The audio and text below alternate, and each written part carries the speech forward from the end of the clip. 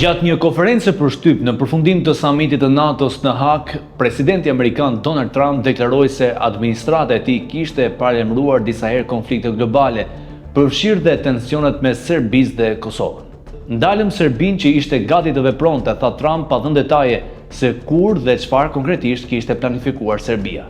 Deklarata ngre pikpyetje pasi lë të nënkuptohet një përballje të mundshme mes Beogradit dhe Prishtinës, ndoshta dhe ushtarake. Megjithatë, gjatë javëve dhe muajve të fundit nuk ka pasur sinjale për përshkallëzim të menjëhershëm në kufin Kosovë-Serbi, as në burimet e inteligjencës kosovare, as edhe nga ndërkombëtarët.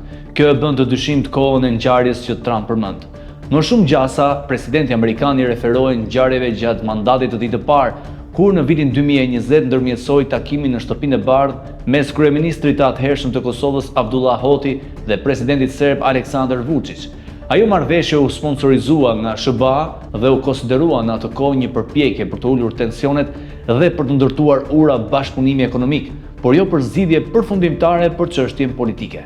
Deklaratat e Trump kanë ngjatur reagime dhe kërkojnë më shumë sqarime zyrtare për të kuptuar nëse bëhet fjalë për një situatë reale të kohëve të fundit apo për një përpjekje për të risjellë në vëmendje rolin e tij ndërmjetësues në Ballkan.